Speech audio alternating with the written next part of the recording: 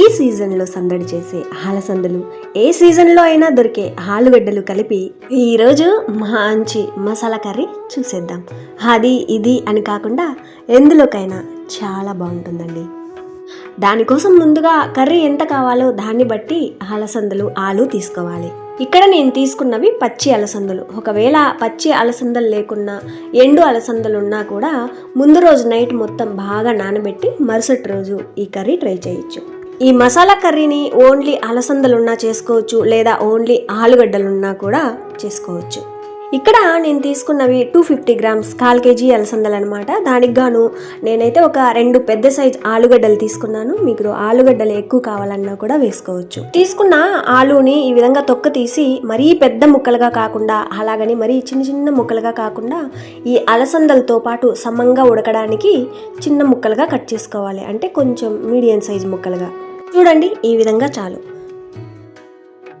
తర్వాత కడాయిలోకి ఒక 5-6 స్పూన్స్ దాకా ఆయిల్ వేసి, ఈ ఆయిల్ బాగా హీట్ ఎక్కింది అనుకున్నాక కొంచెం ఒక 1/2 టీ స్పూన్ దాకా ఆవాలు వేసి, ఆవాలు మొత్తం బాగా ఈ విధంగా గంతులేసి బాగా వేగిన తర్వాత ఒక మీడియం సైజు ఉల్లిపాయని ఈ విధంగా చిన్న చిన్న ముక్కలుగా కట్ చేసి వేసుకోవాలి.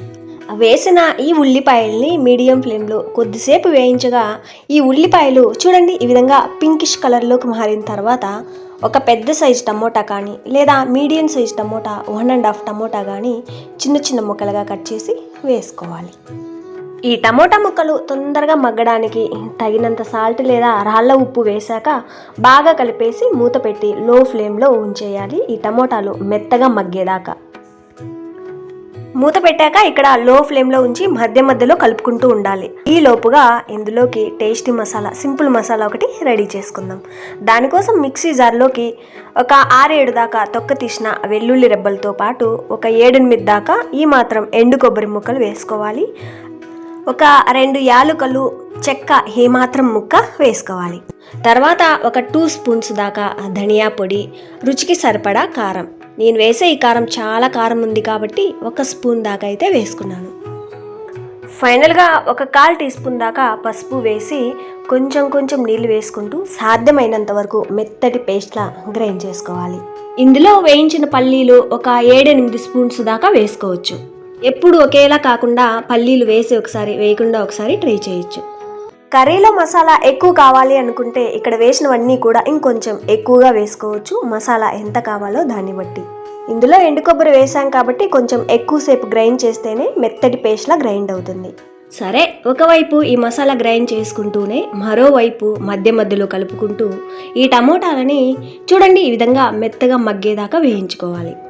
ఇప్పుడు ఏం చేయాలంటే ఫ్రెష్గా 4 కరివేపాకు రెమ్మలు వేశాక ఈ కరివేపాకు ఆయిల్లో వేగిన స్మెల్ వస్తుంది, అప్పటిదాకా వేయించుకోవాలి లో ఫ్లేమ్లో 1 నిమిషం. తర్వాత ఇందాక గ్రైండ్ చేశాం కదా, ఈ మసాలా వేసుకోవాలి.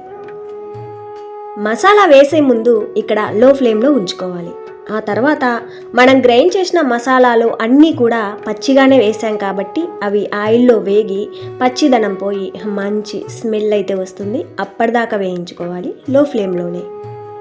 మసాలా వేగి మంచి స్మెల్ వచ్చింది అనుకున్నాక ఫ్రెష్గా కొంచెం కొత్తిమీర, ఇందాక రెడీగా ఉంచుకున్నాం కదా ఆలు, అలసందలు వేసుకోవాలి. మసాలా మొత్తం ఈ ఆలు అలసందలకి పట్టేలా ఈ విధంగా బాగా కలిపేసిన తర్వాత తగినన్ని నీళ్లు వేసుకోవాలి. తగినన్ని నీళ్లు అంటే ఈ మసాలా కర్రీ ఎందులోకి సర్వ్ చేసుకుంటున్నామో దాన్ని బట్టి నీళ్లు వేసుకోవాలి. అంటే దోశ, రాగి ముద్ద ఇలాంటి వాటిలోకి కొంచెం పలుచగా ఉంటే బాగుంటుంది. అదే రైస్, చపాతీలోకి కొంచెం గ్రేవీ అనేది చిక్కగా ఉంటే సరిపోతుంది. దాంతోపాటుగా అలసందలు, ఆలు ముక్కలు ఉడకడానికి సరిపడా నీళ్లు వేసుకోవాలి.